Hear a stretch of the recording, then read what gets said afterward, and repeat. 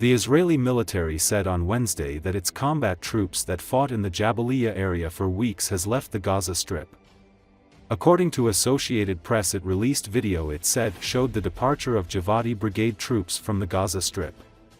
The truce, now in its fourth day, is supposed to bring calm to the war-battered Gaza for at least 6 weeks and see 33 Hamas-held hostages released in return for hundreds of Palestinians imprisoned by Israel.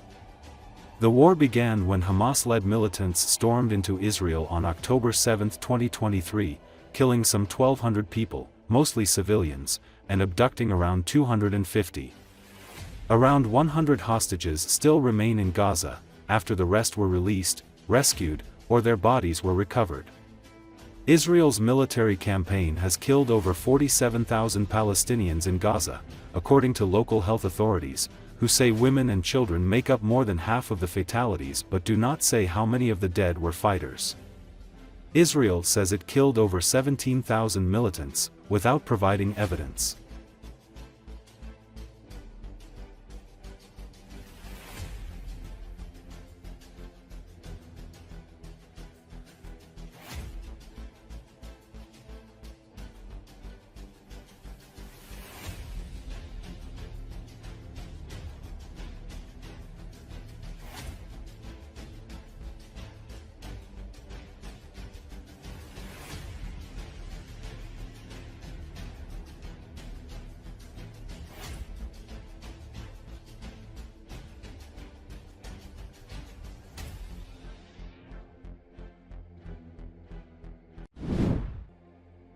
The Israel military released footage on Wednesday showing what they say are forces operating in Jenin, in the occupied West Bank.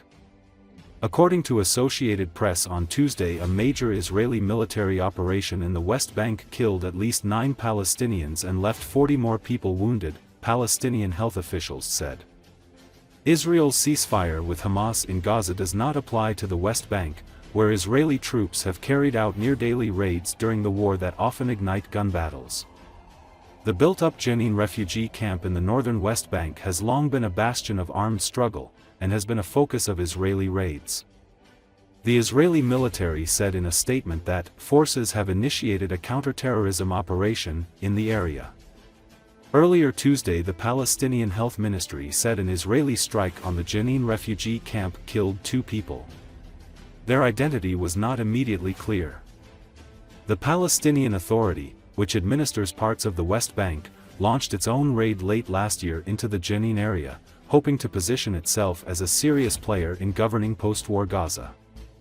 The Palestinian Health Ministry says more than 800 people have been killed by Israeli forces in the West Bank since October 2023. UN Secretary-General Antonio Guterres on Tuesday called on security forces to use maximum restraint in the West Bank, a spokesman said.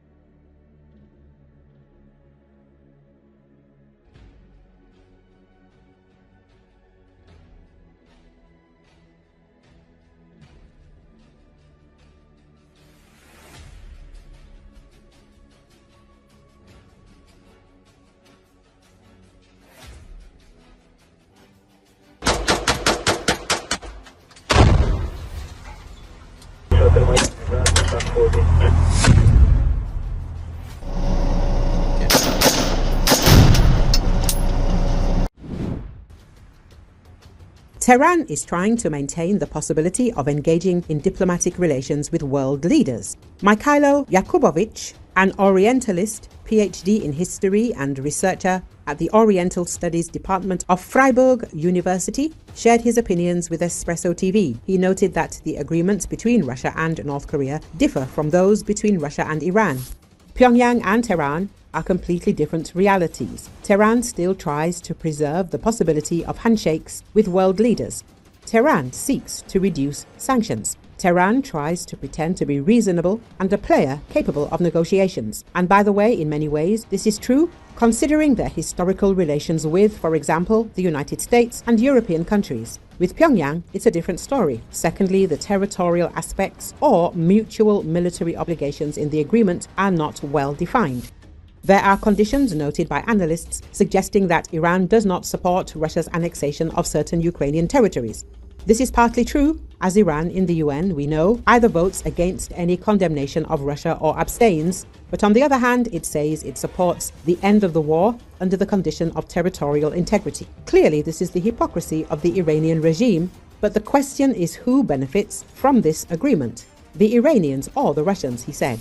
Mikhailo Yakubovich also noted that Iran is preparing for negotiations with Trump, and its cooperation with Moscow will serve as an argument in these talks. And here, it's easy to weigh these two sides. For the Russians, it's an additional means of pressure on the West, showing that they have cooperation with Tehran and that this cooperation could even involve a nuclear component, although that's unlikely in the near future and China will obviously not support it. For the Iranians, it's an opportunity to gain more access to space technologies, modernize their gas transportation systems, and continue developing various technologies related to nuclear energy. In essence, Iran is preparing for negotiations with Trump. Trump, despite making loud statements against Iran, saying that Iran will be the #1 enemy and that there will be strong pressure, has his advisors interpret it quite differently. The pressure will continue, but judging by everything for Iran, this cooperation with Russia will be one of the arguments, saying, if you don't lift sanctions from us.